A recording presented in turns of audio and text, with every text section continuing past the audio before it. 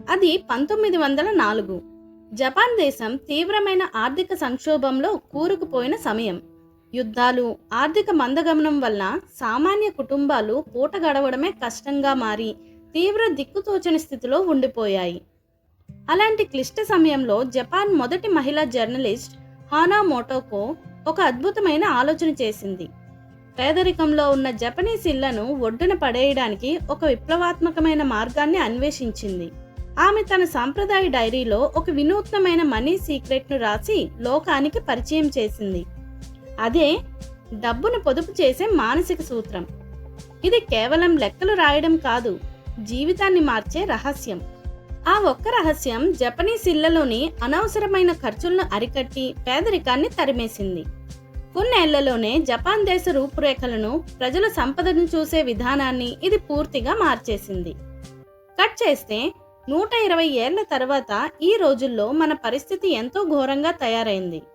సాంకేతికత పెరిగింది, కానీ మన చేతిలో రూపాయి నిలవని పరిస్థితికి మనం చేరుకున్నాం. రూపాయి భౌతికంగా చేతికి కనబడిన ఈ డిజిటల్ యుగంలో యూపీఐ, క్రెడిట్ కార్డుల ద్వారా మనం ఎంత ఖర్చు చేస్తున్నామో తెలుసుకోలేక క్షణాల్లో డబ్బును ఊరికే తగలేస్తున్నాం. నెలాఖరు వచ్చేసరికి అసలు నా డబ్బు ఎటుపోతుందో నాకే తెలియడం లేదు అని కెంజీ అనే యువకుడిలా ప్రతి ఒక్కరూ తల పట్టుకుంటున్నారు. కష్టపడి సంపాదించిన వ్యాలెట్ ఖాళీ అయిపోతుంది. కానీ 120 ఏళ్ల క్రితం జపనీయులు కనిపెట్టిన కకేబో పద్ధతి ఇప్పటికీ ప్రపంచంలోనే అత్యుత్తమ సైకలాజికల్ మనీ రూల్. ఇది నీ మైండ్ సెట్ను, డబ్బు పట్ల మీ దృక్పథాన్ని మారుస్తుంది. ఈ మైండ్ ఓపెనింగ్ రహస్యాన్ని వెతుక్కుంటూ కెంజీ క్యోటో నగరంలోని ఒక ప్రాచీన జెన్ ఆశ్రమానికి చేరుకున్నాడు. అక్కడ ప్రశాంత వాతావరణంలో తన ఆర్థిక సమస్యలకు పరిష్కారం వెతికాడు.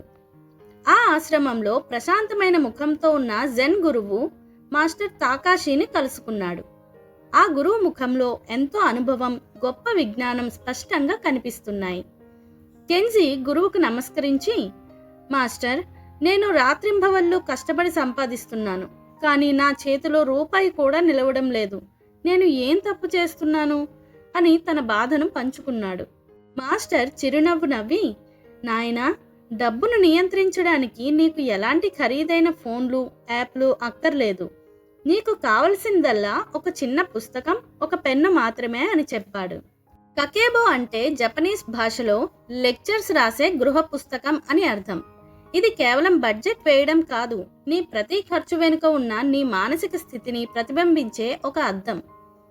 మొదటి పాఠం, ప్రతి నెల ప్రారంభంలో నీకు ఖచ్చితంగా ఎంత నిజమైన ఆదాయం వస్తుందో నిజాయితీగా పుస్తకంలో రాయి. అంచనాలు కాదు, ఖచ్చితమైన అంకెలు మాత్రమే ఉండాలి. రెండవ పాఠం, చాలామంది ఖర్చులు చేశాక మిగిలింది దాచాలనుకుంటారు. కానీ జపనీస్ పద్ధతి ప్రకారం జీతం చేతికి రాగానే ముందే ఎంత పొదుపు చేయాలో ఆ భాగం పక్కన పెట్టేయాలి. మూడవ పాఠం, నీ ఖర్చులను 4 భాగాలుగా విభజించు. మొదటిది అవసరాలు, అంటే ఇల్లు, తిండి, మెడికల్, కరెంటు బిల్లులు వంటివి. ఇవి లేకపోతే మనం బతకలేం.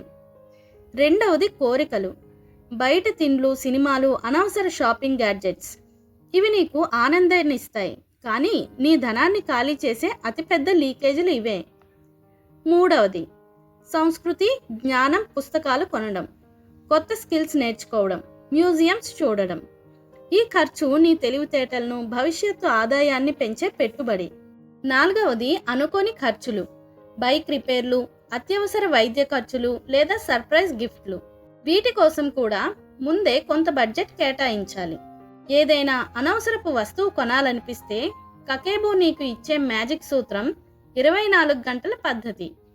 ఆ వస్తువును వెంటనే కొనకుండా 24 గంటల సమయం తీసుకో. 24 గంటలు ప్రశాంతంగా వేచి చూస్తే 90% సందర్భాల్లో ఆ అనవసరమైన కోరిక నీ మైండ్ నుండి మాయమవుతుంది. అది నీకు నిజమైన అవసరం కాదని నీకే అర్థమవుతుంది. నెలాఖరున ఆ పుస్తకం ముందు కూర్చొని, నేను ఈ నెల ఎక్కడ పొరపాటు చేశాను, వచ్చే నెల ఎలా మెరుగుపడాలి అని నిన్ను నువ్వు ప్రశ్నించుకుంటూ ఆత్మ పరిశీలన చేసుకో. ఈ చిన్న కకేబో అలవాటును క్రమం తప్పకుండా పాటించడం ద్వారా కెంజీ తన ఆదాయంలో ప్రతి నెల 35% కంటే ఎక్కువ డబ్బును హాయిగా దాచగలిగాడు. అతని జీవితం నుండి డబ్బు పోతుందనే ఆర్థిక భయం శాశ్వతంగా పోయింది. దాని స్థానంలో ఒక జెన్ మాస్టర్కు ఉండే మానసిక ప్రశాంతత, ఆర్థిక స్వాతంత్రం వచ్చాయి. ఈ రోజు నుండి మీ బ్యాంక్ అకౌంట్ చూసి భయపడడం ఆపేయండి. కకేబోలోని 4 ఖర్చుల్లో మీ జేబుని ఎక్కువగా ఖాళీ చేస్తున్న ఆ ఖర్చేంటో కింద కామెంట్స్లో చెప్పండి.